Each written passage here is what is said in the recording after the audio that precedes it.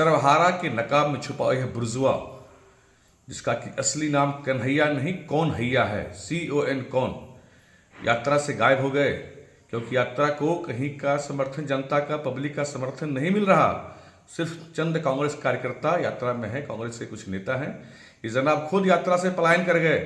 ये बात करते हैं, पर इनको मालूम नहीं है शायद बिहार में पलायन में 12% की कमी आई है और पलायन और माइग्रेशन में अंतर होता है। ये चले हैं जनता को भरमाने। तब इतने कांग्रेस के लोग आए, बिहार में कांग्रेस तो बांझ बन चुकी है, अब इनको भेजे हैं। बेचारे 2 बार तो हार का मुंह बेगूसराय से लड़के देख लिए, हार का मुंह देख चुके हैं, दिल्ली से भी लड़के देख लिए। बिहार की जनता अब इतनी बेवकूफ नहीं है इन जैसे कौन हैया के झांसे में आने वाली। सड़क पर नमाज अदा करने की प्रवृत्ति पर तो रोक लगनी ही चाहिए। धार्मिक स्थल के भीतर अनुष्ठान शोभा देता है, चाहे वह किसी भी धर्म संप्रदाय का कार्यक्रम हो। क्या हिंदू धर्मावलंबी हनुमान चालीसा का पाठ सड़कों पर करते हैं? फिर नमाज क्यों? मस्जिदों में नमाज अदा करने में क्या दिक्कत है? सरकार किसी भी धर्म के खिलाफ नहीं है, लेकिन उसे अपनी सीमा में रहकर ही अनुष्ठान करना चाहिए। जैनियों के महापर्व महावीर जयंती पर सरेआम सड़कों पर मीट की बिक्री पर रोक है, तो फिर नवरात्र जैसे पवित्र और पावन पर्व पर क्यों नहीं? विपक्ष की नीति तो मुस्लिम वोट को कब्जियाने की रहती है। इसके लिए सांप्रदायिक सद्भाव कोई चीज नहीं है। यूपी, दिल्ली और हरियाणा में रोक का ऐलान कर सरकार ने सराहनीय कार्य किया है। इसे बिहार में ही लागू हो तो विपक्ष की छटपटाहट क्यों? भाजपा सर्वदल संभाव में विश्वास करती है और पार्टी की यही नीति भी है। कांग्रेस और राजद को तिल मिलाने की जरूरत नहीं है। से 2025 के दौरान 60,000 से अधिक हत्याएं हुई, 25,000 से अधिक बलात्कार की घटनाएं हुई और बिहार में सत्ता पक्ष के द्वारा किस तरह से अपराधियों को संरक्षित किया जा रहा है, किस तरह से इनके विधायक खुलेआम हथियारों का प्रदर्शन करते हैं, रिवॉल्वर चमकाते हैं और सरकार के लोग आंख मूंद लेते हैं।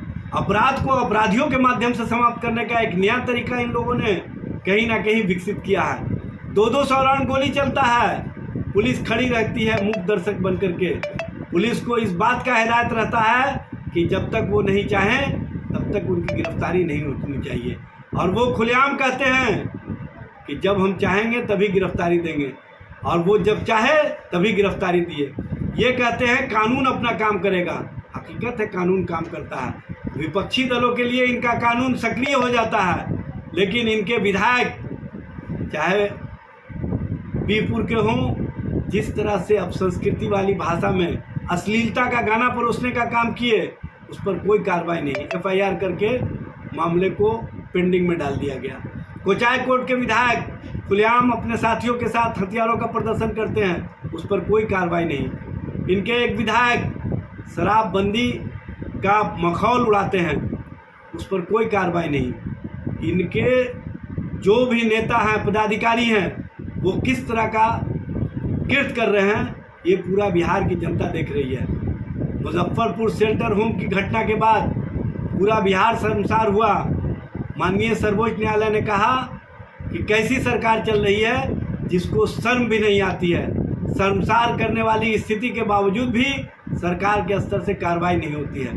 बिहार में सृजन घोटाला, बिहार में फूल पुलिया गिर रहे हैं, बिहार में सरकार का इकबाल समाप्त हो गया है। सरकार के स्तर से अपराध करने वालों को संरक्षित किया जा रहा है। शराब माफिया, बालू माफिया, पत्थर माफिया, ना जाने कितने माफिया हैं जो इनके सरकार के अधिकारी और पदाधिकारी नेता के इर्द गिर्द बैठे रहते हैं, और ये लोग कहते हैं कि हम उन पर कार्रवाई करेंगे। इनके चहेते जो पदाधिकारी होते हैं, चाहे DO हो, चाहे जूनियर इंजीनियर हो, चाहे CO हो, उनके यहाँ जब छापेमारी की कार्रवाई होती है तो नोट गिनने का मशीन मंगाया जाता है।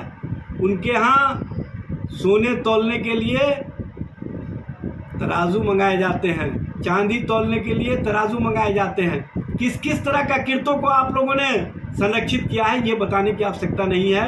इसलिए 2005 के पहले वाली बात करने वाले अपने QR कोड को खोल करके देख लें।